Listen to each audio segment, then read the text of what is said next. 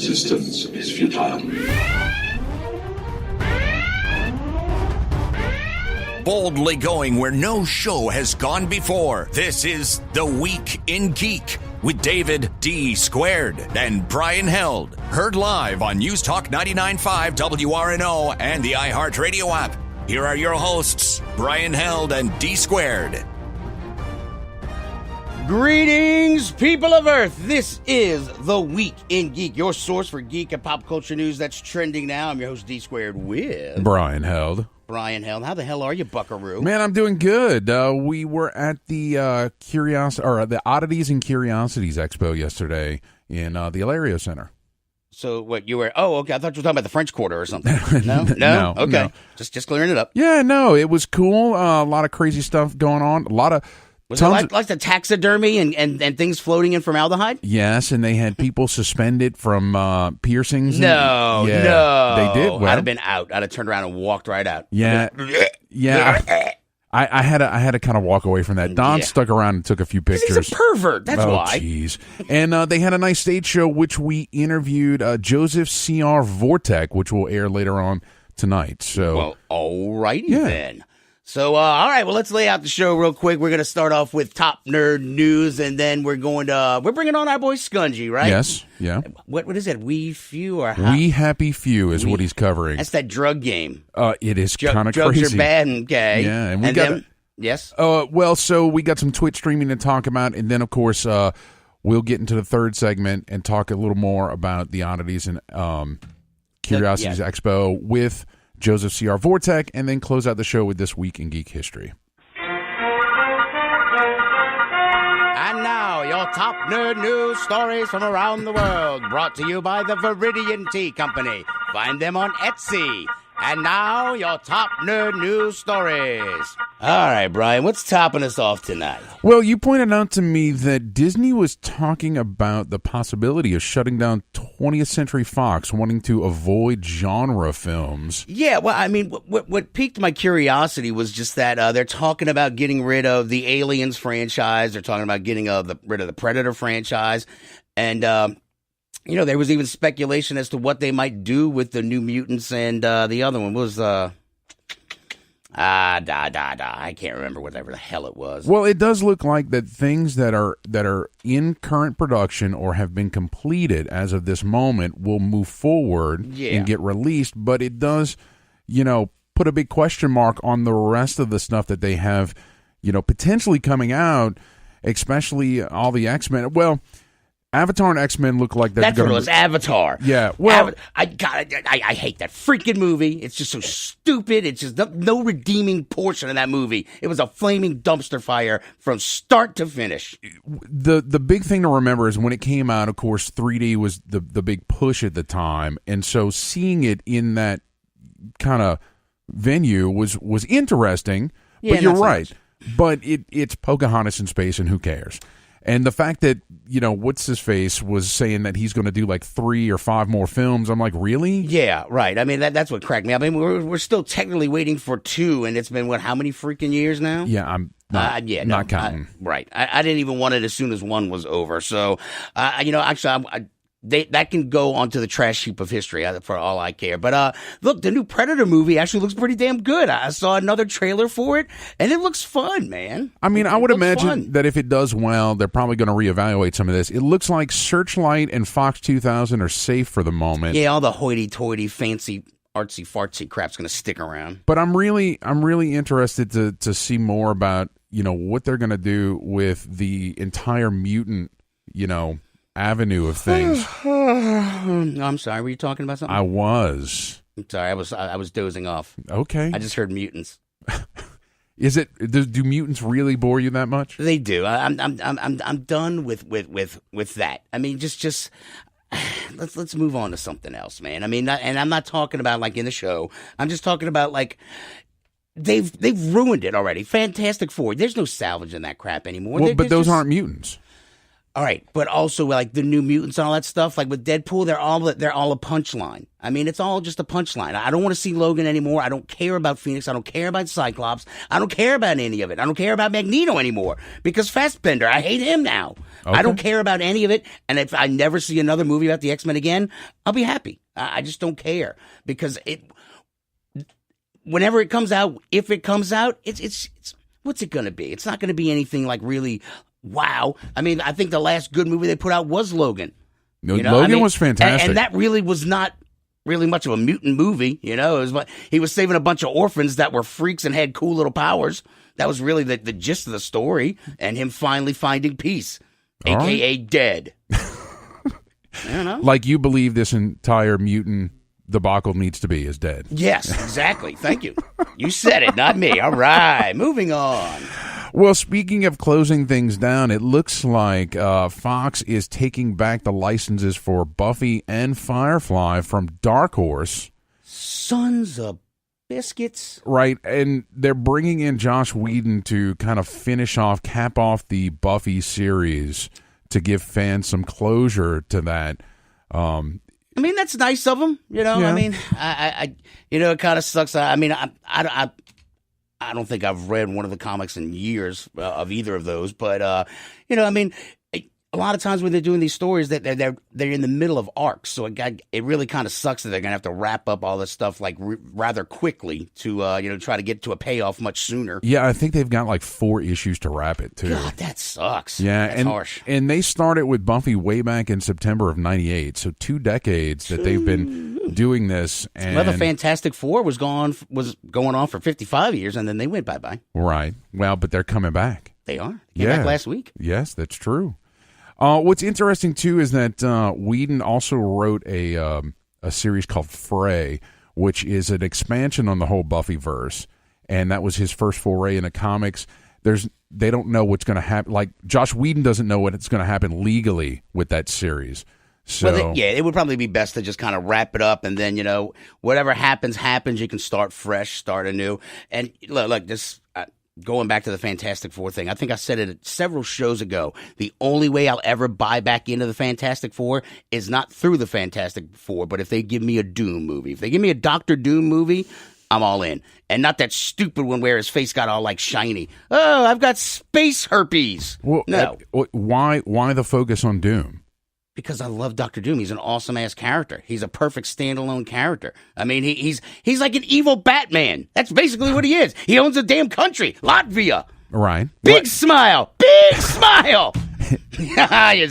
But he's a mage, too, right? He can cast spells and things, right? Could he? Yeah. I mean, I guess at some point he could have. But, I mean, he was basically like on par with genius level with Reed Richards. He and Reed Richards were school chums. They were. Absolutely. So, You want a villainous movie with Doom? Yeah, hell yeah.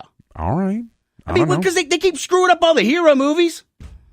I mean, why? I mean, look, Deadpool. I mean, he's doing good. He's not exactly what you call a hero. Well, yeah, he is kind of an anti-hero, sure. See, all right. What's next? Well, didn't you want to talk about some Star Wars news? Oh yeah. All right. So here, take a listen to this. Can you imagine what it's like to be an ace pilot? This is your chance to make that true. I've got a mission for you. Yes! Blend in, find out who's loyal to the good guys and who isn't. What was that? What was what? The throwing and the falling. Over there. Don't think about it. You can work on my team, Get ready to be impressed. but when it comes to your mission as a spy, I don't want anything to do with it. Oh, you've got to be kidding me. I just wanted to wish my competition good luck. This is fine. I'm fine. Just be careful and don't explode. I'll do my best. This should be good. Here we go. Star Wars Resistance in all new series premieres Sunday, October 7th at 10 on Disney Channel. So Phasma pops up. Phasma pops up in this. You got Poe Dameron and you got BB-8, and then the new kid with it, Kaz Zeno or something like that, a Resistance pilot. Right. But a lot of people got up in arms and took to the Twitterverse to voice their displeasure. God, I hate Twitter.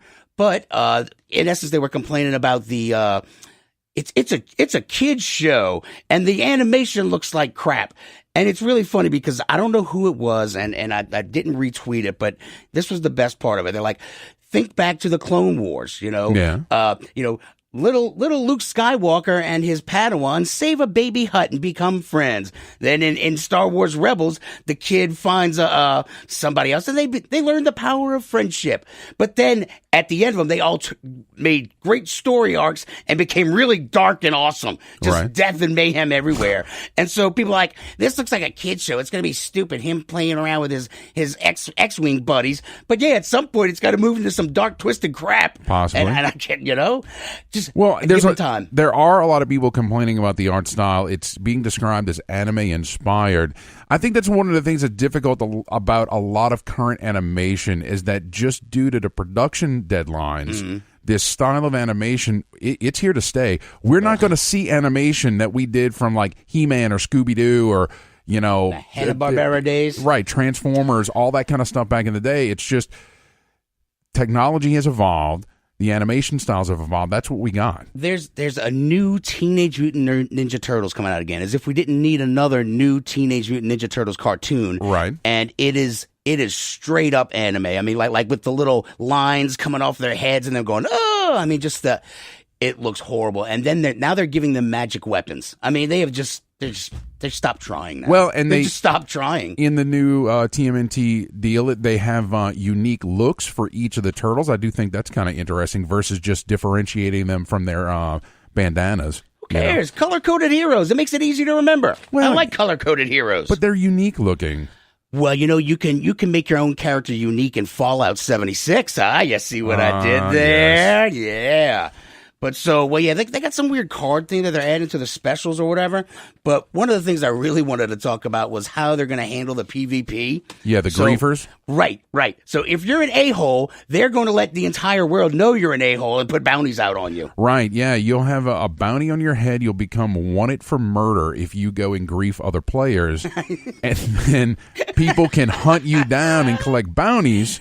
And if you were griefed by someone and you go and in turn kill them, you'll get double the rewards back. Yeah. See, I mean, look. Now it just makes me want to go out there and give people more grief because then it's like, hey, look, I'm doing you a solid, man. Every time you come back and kill me, you get twice the money. Come on, let's split it. Oh, jeez. We'll work out a deal. Come on, cap for cap. Are you trying to get back at those vicious 12-year-olds, Dave? No, they can't. They can't school me in Fallout. I will mess those little kids up.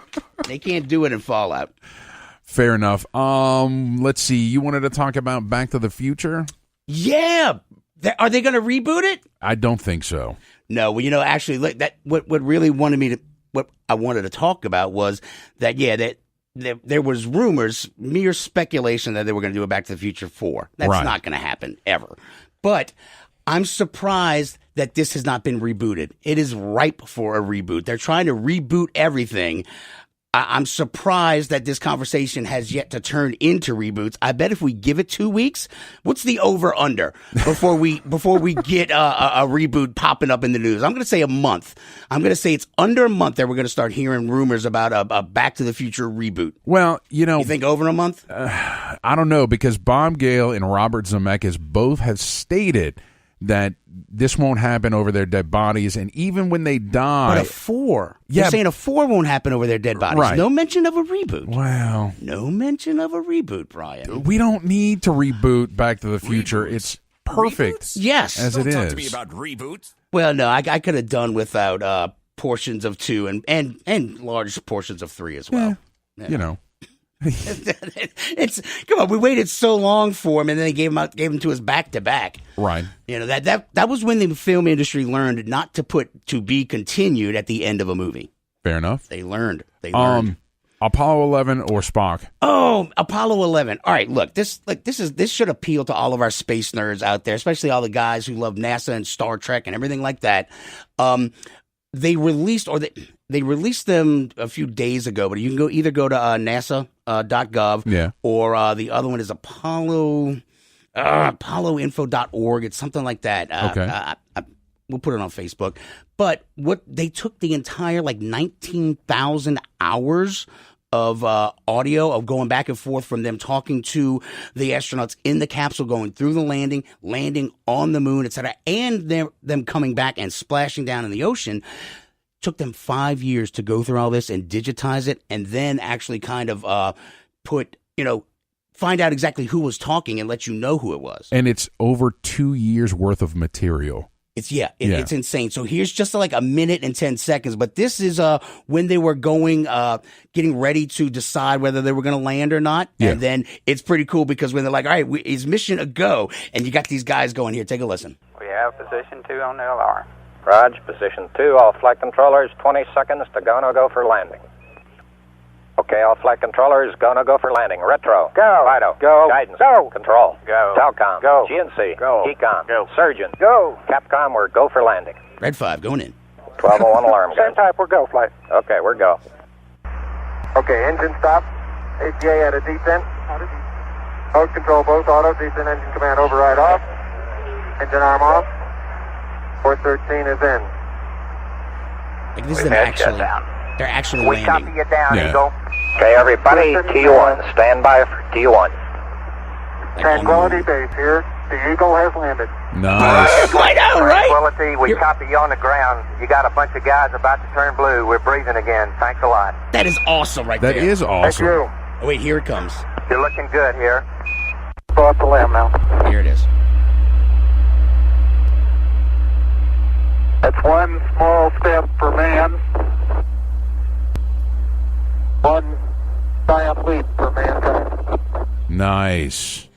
Dude, I know. It's like, it gave me chills to hearing them going, and go, go, go, go. I mean, it's just nuts. And 5 years they've been doing all this stuff, and it gives me chills to this day, because, I like to screw around that it was filmed on a lot somewhere in Hollywood, but they landed on the friggin' moon, people. Stop it. Yes. It's like Alex Jones over here. It was the Lizard Men in Hollywood. There you go. Take us to break. Guys, when we get back, we're going to have Skungy and his pick of the week. Stay tuned. You're listening to The Week in Geek on News Talk 99.5 WRNO. Boldly going where no bar has gone before. The Bad Wolf is a bar, restaurant, and game shop all in one. You can't beat our specialty drinks, fresh food, and a variety of RPGs, board games, and miniature games for sale or rent. Stop by and hang out, or attend one of our regularly scheduled events, all in a non-smoking environment. The Bad Wolf Bar and Grill is located at 2010 O'Connor Street in Gretna, or find us at badwolfbar.com. The Bad Wolf Bar and Grill, where everybody knows your game. You've waited for it, and now it's here. Get your very own Week in Geek Radio Show t-shirt and help support our show. These 100% cotton black t-shirts with the Week in Geek Radio Show logo are going fast. So don't wait. Go to twigradio.com and order your shirt now. Just go to twigradio.com and get your very own Week in Geek Radio Show t-shirt. $15 up to XL, $17 for 2X and 3X. That's twigradio.com. Friends, is your morning tea just not your cup of tea? Then try the tea blends of Viridian Tea Company. At Viridian Tea Company, they sell blends guaranteed to make you think outside the box. With such blends as My Enemy's Tears, Goth Librarian, Cyberpunk, and many more, your tea experience will be out of this world. Look for the blends at Tubby & Coo's Mid-City Bookshop, located at 631 North Carrollton, or on Etsy at Viridian Tea Company. Try Viridian Tea Company today. Your taste buds will thank you. Do you have a message or logo that you need the world to see? Then rely on the folks at Gretna Signworks to use their expertise to deliver your design. With over 15 years in business, Gretna Signworks can do commercial and yard signs, banners, screen-printed t-shirts, magnetic signs, vehicle graphics and lettering, and so much more. Gretna Signworks also has an exceptional network of suppliers, so no job is out of scope. Find Gretna Signworks on Facebook or visit them at 2125 Bell Chase Highway today. Mata Hari, Agent H21, is a spy fiction short story anthology about the famous dancer, seductress, and spy from World War I. Mata Hari, Agent H21, published by Pro Se Productions, has 7 rip-roaring adventure tales about the world-famous super spy that features her battling her enemies by using any weapons at her disposal. Mata Hari, Agent H21 is available for purchase in ebook and paperback formats on Amazon.com. Black Tie Tans, the premier mobile spray tanning professionals of New Orleans. Black Tie Tans will come to you and give you a natural glistening glow on the go. First-time customers get 20% off their first tan. Find them on Facebook at Black Tie Tans or email them at blacktitans@gmail.com to set your appointment. Going to a wedding? Going out to the club? Black Tie Tans will give you the look you need. Black Tie Tans. Tell your pale friends.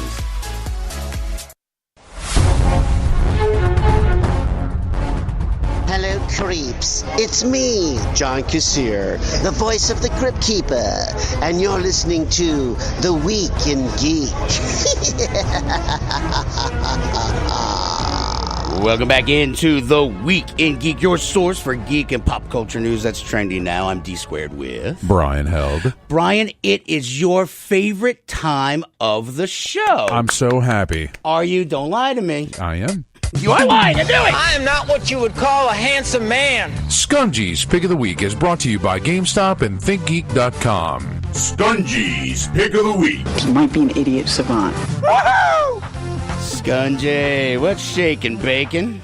Not a lot. Man, that was awesome listening to that, Apollo 11 stuff, man. It really does just give you chills. I know, man. I mean, and the crazy part is that when I went to NASA.gov, that site, it's all there. And it's really, I couldn't make heads or tails of it. But the other site that I went to, which is like ApolloSomething.org, it's got it all kind of broken down. Not all of it, though. They're still putting it up there. But it has some of the cool parts. So that's what I pulled, some of the highlights of our lunar landing.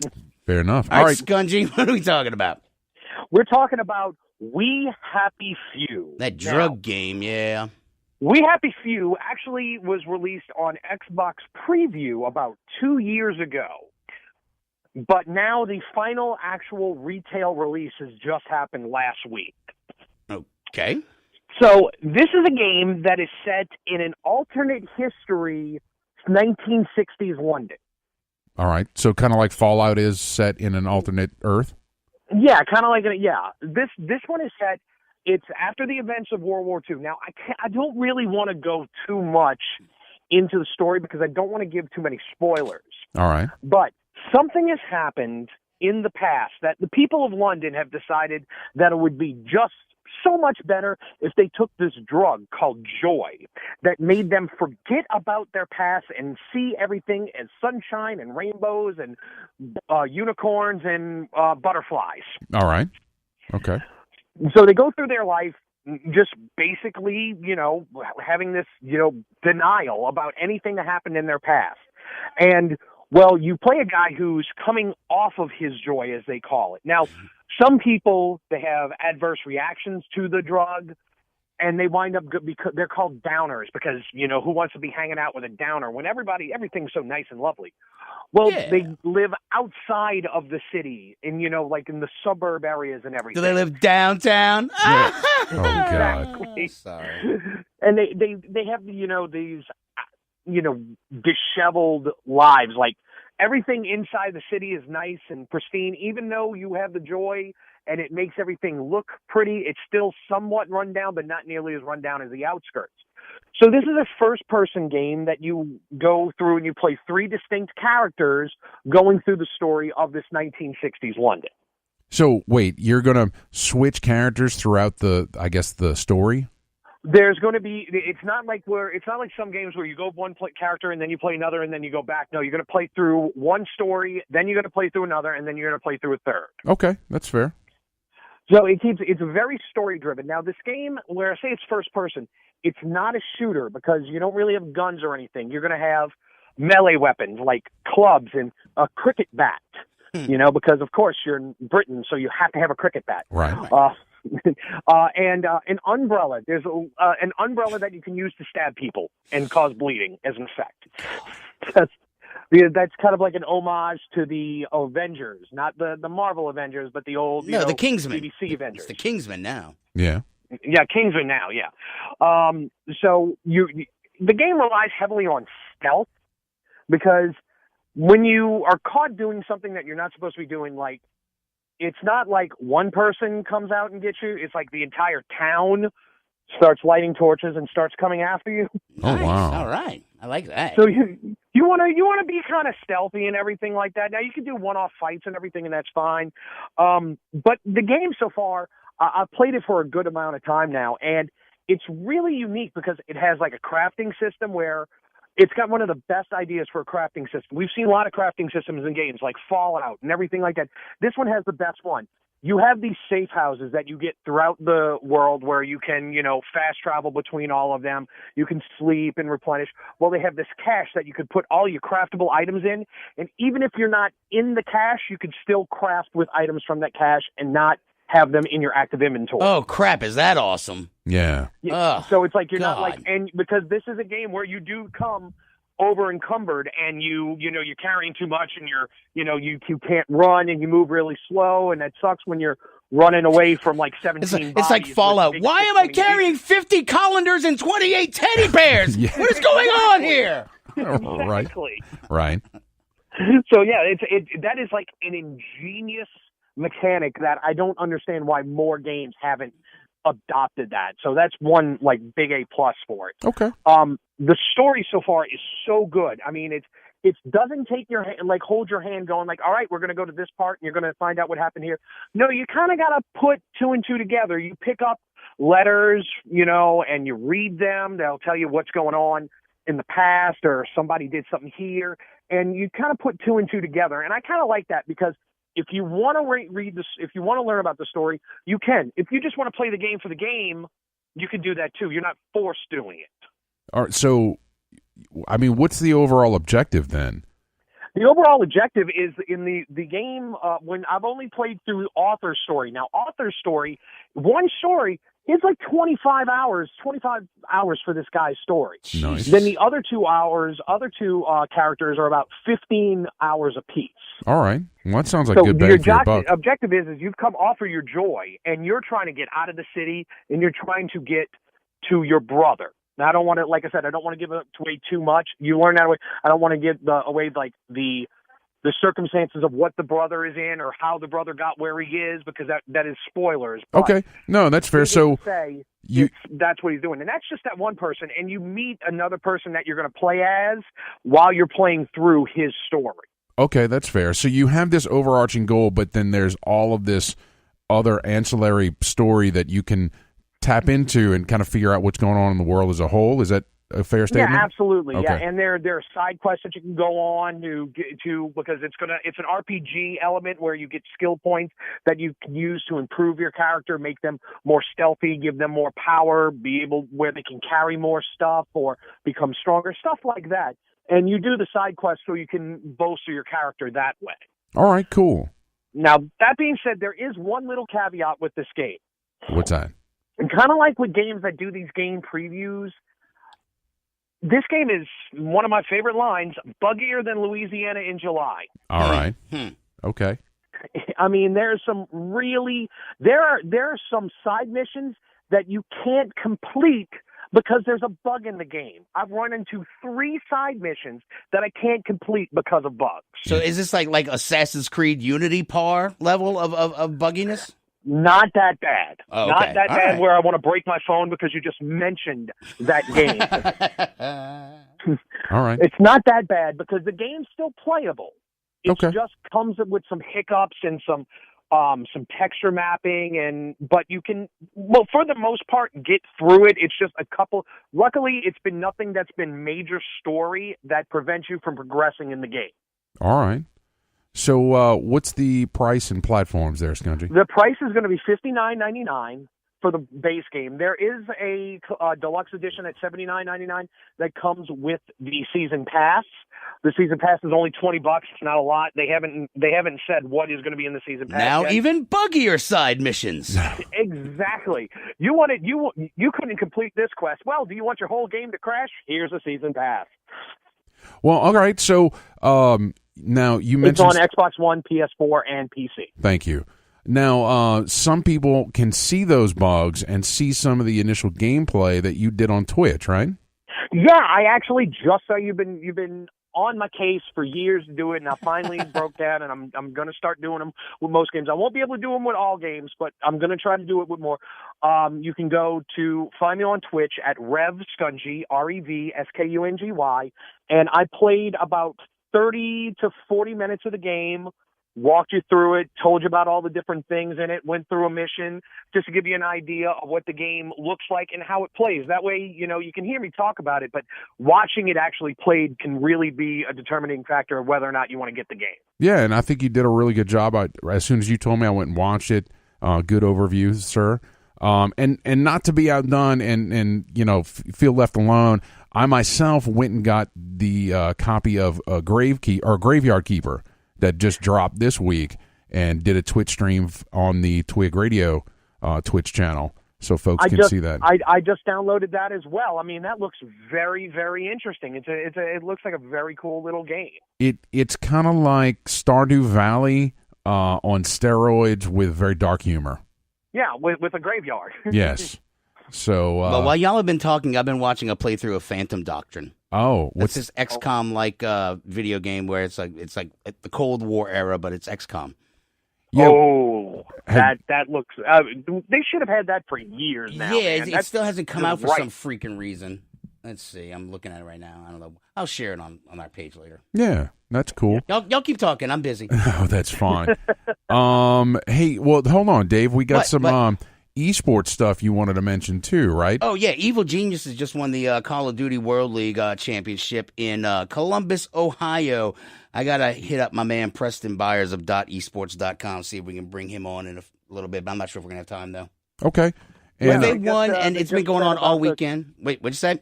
Well, I was just saying you just mentioned the Call of Duty World League, and they're going to, from now, they actually mentioned when the next one's going to be, so people have actual time to prepare for it. Yeah, they're going to friggin' Vegas, though. So, Vegas is the place to be for those things. Yeah, but it's far away from me. Well, you know what? That gives you an excuse to go to Vegas. Oh, hell no. I would never make it back. No, that's not happening in this lifetime. That's the point. We're trying to get you to go. I mean, no. Yeah. All right, time to fire your ass again. All right, Skungy, get out of here. All right, guys, later. Thanks, Skungy. All right, guys, when we get back, we'll dig into that NOLA Oddities and Curiosities Expo and hear some audio from Joseph CR Vourteque. Yes. So stay tuned, guys. You're listening to The Week in Geek on News Talk 99.5 WRNO. But how would the universe survive?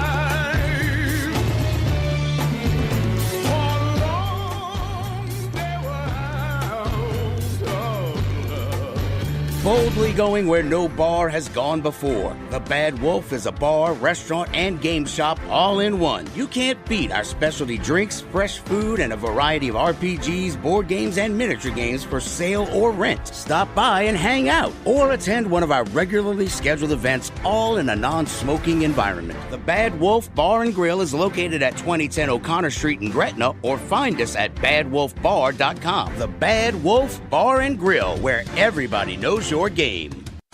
Black Tie Tans, the premier mobile spray tanning professionals of New Orleans. Black Tie Tans will come to you and give you a natural glistening glow on the go. First-time customers get 20% off their first tan. Find them on Facebook at Black Tie Tans or email them at blacktitans@gmail.com to set your appointment. Going to a wedding? Going out to the club? Black Tie Tans will give you the look you need. Black Tie Tans. Tell your pale friends. Jezebel Johnston, Devil's Handmaid by Nancy Hansen, is now an audiobook read for you by Brian Held.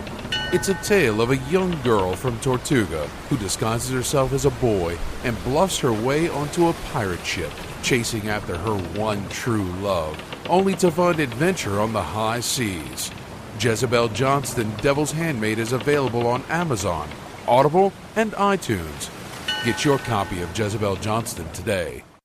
Do you have a message or logo that you need the world to see? Then rely on the folks at Gretna Signworks to use their expertise to deliver your design. With over 15 years in business, Gretna Signworks can do commercial and yard signs, banners, screen-printed t-shirts, magnetic signs, vehicle graphics and lettering, and so much more. Gretna Signworks also has an exceptional network of suppliers, so no job is out of scope.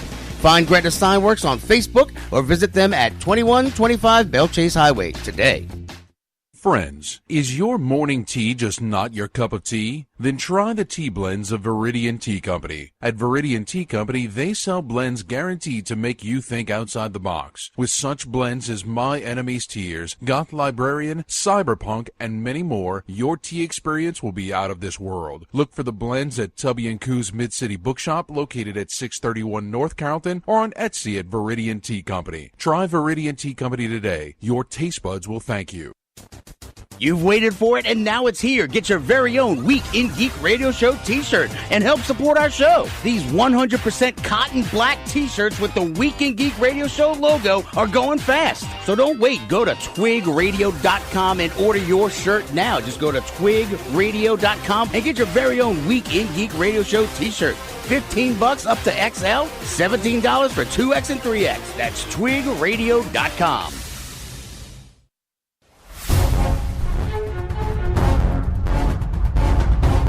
This is Kate Mulgrew for the Week in Geek. Just kidding. It's Mary Elizabeth McGlynn, the Major from Ghost in the Shell. Listen, or the Tachicomas are going to get you. Welcome back into the Week in Geek on News Talk 99.5 WRNO. This is D Squared with Brian Held. Brian, we didn't get a chance to talk about Spider-Man, Tom Holland. We didn't. I don't know. It's just rampant speculation. But he was on Twitter or Instagram, whatever the cool kids are using nowadays, and he put a video of him live on the set. And he's like, I do all my own stunts, like Tom Cruise, man. You know, I do all my stunts. And you can hear in the background, countdown, 1, 2. And you see this dude in the back wearing a harness. You know, he's like, but I do all my own stunts. And then the kid gets hit. The kid in the background, his stunt double, gets blown off this bridge by water. So immediately the internet is going, Hydro Man. It's going to be Hydro Man. Really? So, I don't know. He could have just been at a water park, but I don't know. I've been hit by some of those giant waves at a water park. You don't go flying across the bridge. So I'm guessing, you know, that there might be some credence. I mean, that's one guy we haven't seen. And if you're in, what is it, Islands of Adventure in Orlando? Orlando, yeah, the Universal Studios. Yeah. They have Hydro Man on the Spider-Man ride. Really? Yeah, they shoot you with mist and everything. Well, it's like, oh, it's 4D. I got mist on me. There's something like 900 characters that are wrapped into Spider-Man and his whole, you know, section of the Marvel Universe that I believe it. Sony has access to. Well, they're saying that Carnage will not show up in Venom. Okay. They're saying Riot is. I don't know. I got bored after they said Carnage wasn't in it, so I wandered away from that article. Well, and I was hearing some rumors about a Kraven the Hunter movie coming out, but why? Why? He was fun to beat up on in the first the Spider-Verse PlayStation game. That game was freaking awesome. Yeah. Look, I mean, I am really at the point where I might consider buying a PlayStation 4 just for the Spider-Man. I really might. I might. You wanted to mention about the second season of Star Trek Discovery.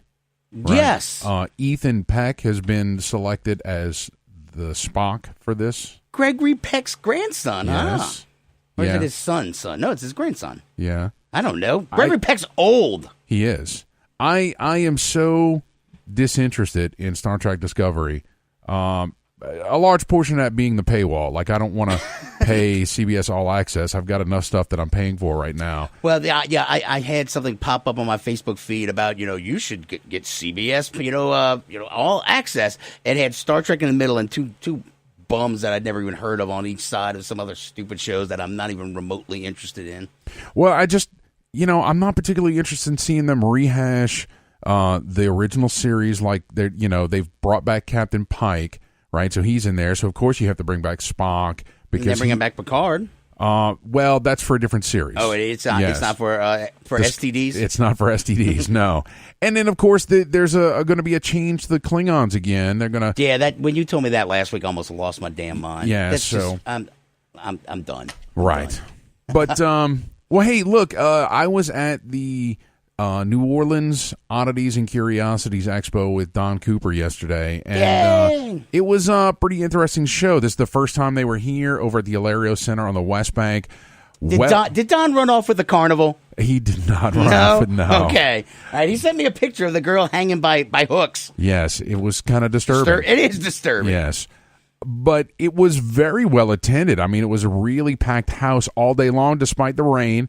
And even though this is their first event, I was hearing kind of rumors through the crowd that they were going to come back, and they're already looking at a larger venue. Was it just the one day? It was just the one day. Oh, okay. Yeah. Okay. But a lot of different merchants, a bunch of locals.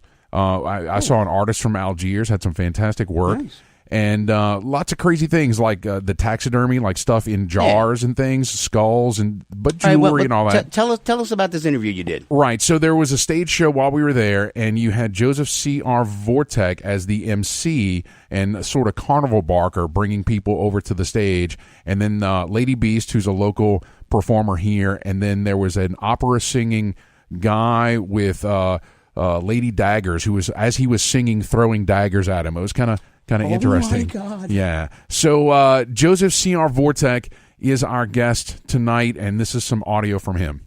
This is Brian Held with the Week in Geek radio show on News Talk 99.5 WRNO, and we are out here at the New Orleans Oddities and Curiosities Expo, and I'm talking with Joseph CR Vourteque. How are you? Oh, wonderful. How are you? I'm great. So you do events in the vein of, correct me if I'm wrong, neo-Victorian and steampunk. What is neo-Victorian?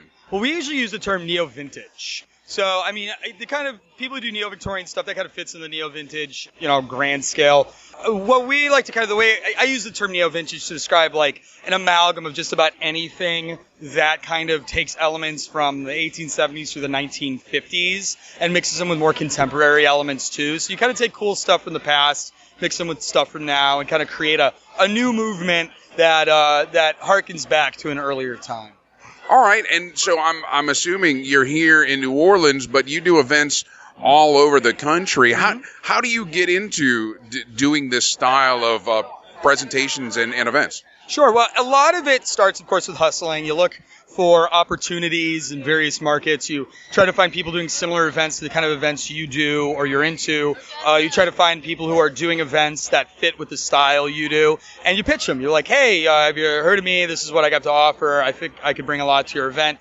And when you start doing enough of those, eventually people take notice, and then other events reach out to you, ask you to be a part of their event.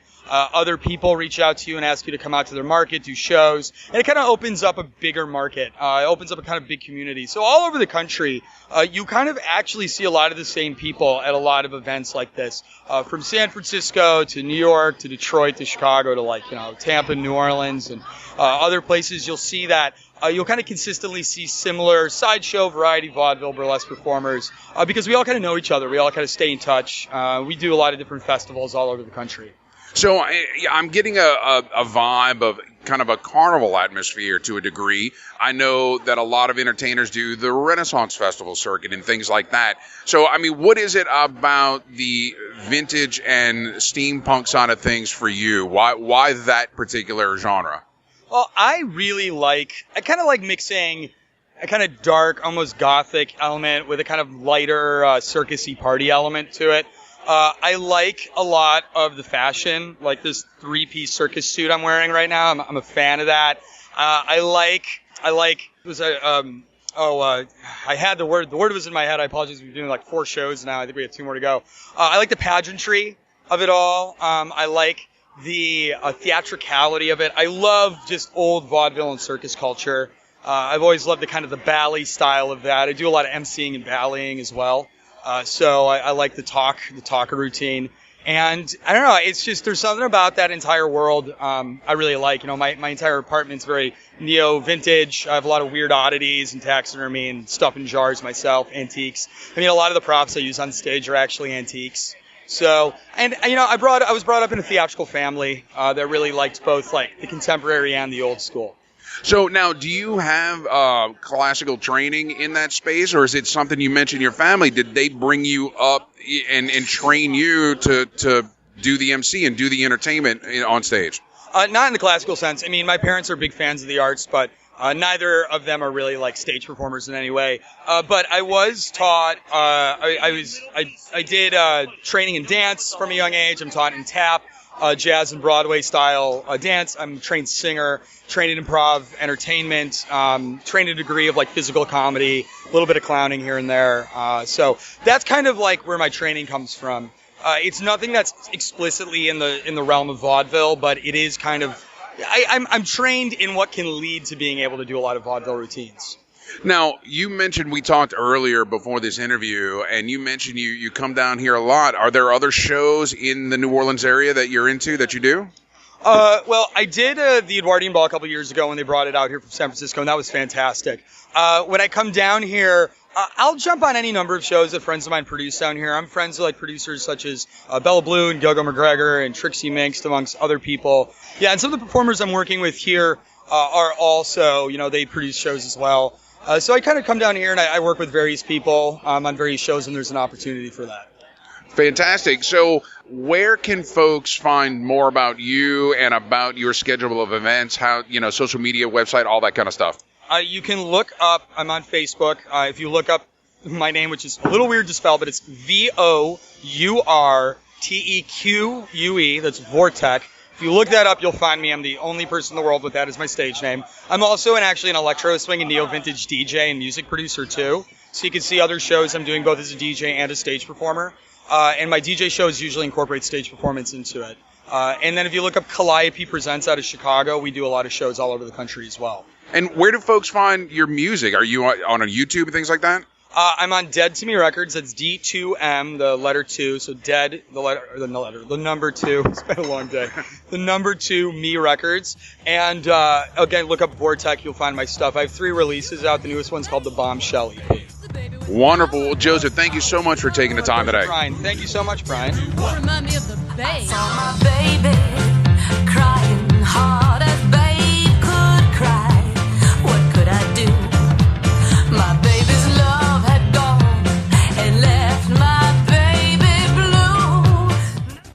You've waited for it, and now it's here. Get your very own Week in Geek Radio Show t-shirt and help support our show. These 100% cotton black t-shirts with the Week in Geek Radio Show logo are going fast. So don't wait. Go to twigradio.com and order your shirt now. Just go to twigradio.com and get your very own Week in Geek Radio Show t-shirt. $15 up to XL, $17 for 2X and 3X. That's twigradio.com.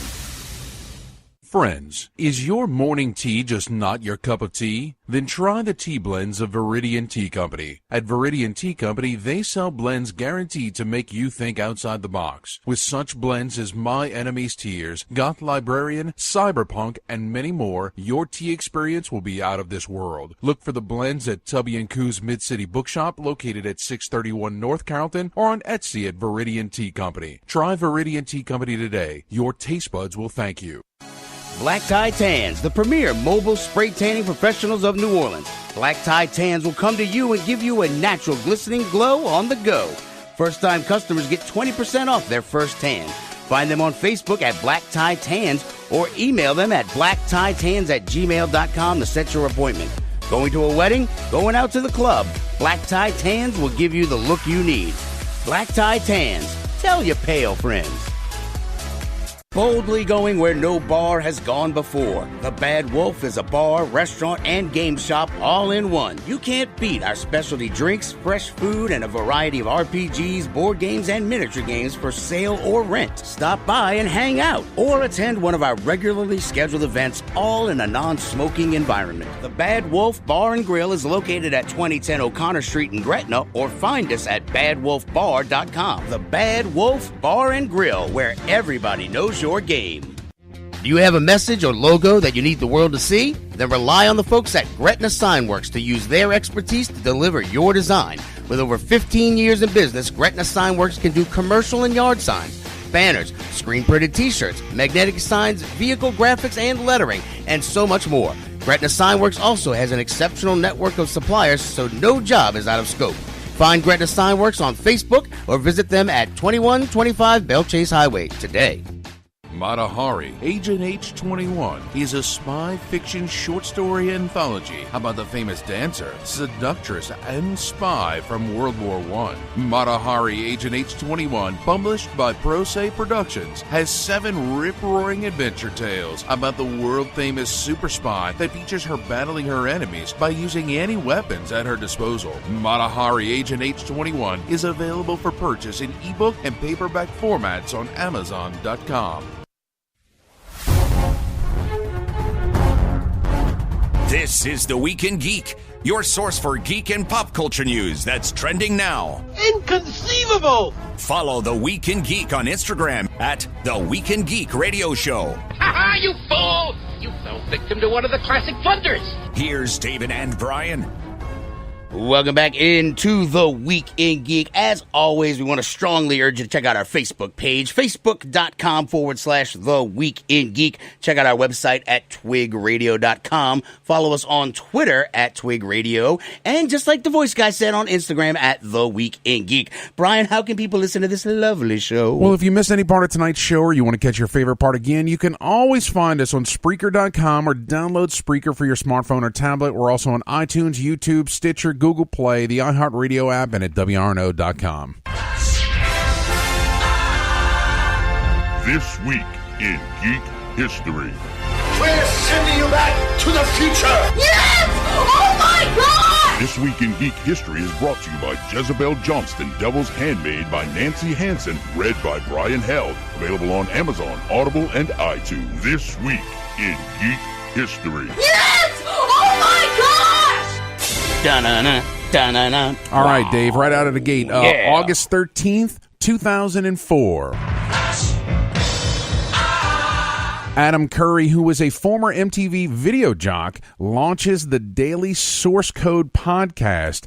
This earned him the name the father of podcasting. He didn't invent it, but he popularized the podcasting format? Yeah, exactly. Yeah. It existed before as like audio blogging, as people called it. Okay. But he was the first one to get it on an RSS feed so that people can get it more often and everything. Wow. And he had over 500,000 subscribers, and his run was over 800 episodes before it ended. Nice. Yeah. Well, good on him. Yeah, all right. August 14th, 1975.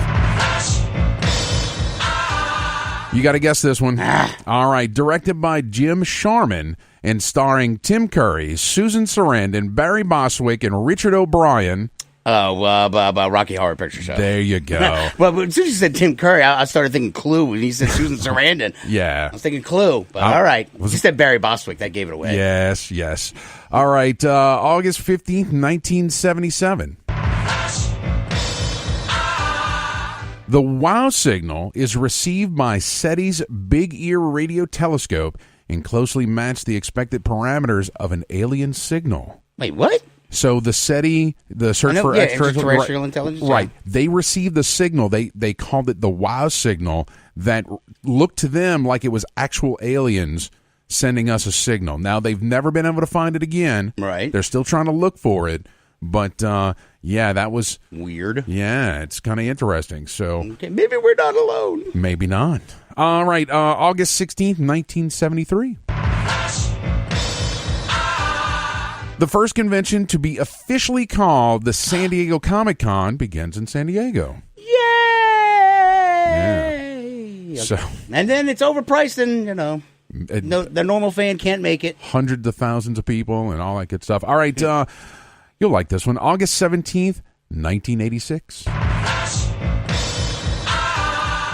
Pixar releases their first animated short, Luxo Jr., featuring the desk lamp that would become the company's mascot. Oh yeah, I remember. I remember the desk lamp, and just I watched Cars over the weekend. It was like a Pixar weekend on Freeform. Oh, okay. That's why Dean and I sat on the couch all weekend long, and kept falling asleep. Nice. All right, here's another con-specific one. August 18th, 1968. The very first official Gen Con is held at the Horticultural Hall in Lake Geneva, Wisconsin. God, man, I want to go. I want to go. There was only between 50 and 100 people in attendance, And of course, it's one of the biggest gaming events. It's like my nerd Graceland, you know. It's like it's like a nerd Jack Daniel's distillery. I want to go there. We should go next year. Oh, okay. You want me to make that happen? Yes. All right, that's cool. All right, birthdays, real quick. On the 13th, Sebastian Stan, Winter Soldier. Yeah. On the 14th, Halle Berry, my wife's favorite Storm and Catwoman. Oh my God, Catwoman? She's going to murder me when I get home. Oh my God. Yeah. On the 15th, Matthew Wood. He's a voice actor known as General Grievous. Oh, okay. Yes. And the 16th, Reginald Veljohnson. You know him as Carl Winslow or Sergeant Alpal in Yes. Die Hard. Yes. On the 17th, Donnie Wahlberg. Oh, really? Yes. Yeah, all and right, on the cool. 18th, Andy Samberg from SNL and The Lonely Island, all that good stuff. There you go. All right. There we go. That's a wrap. That is. I don't know what's going on next week at all. Neither do I. So there we have it. Till next time, keep your nerd flag raised high. GFL.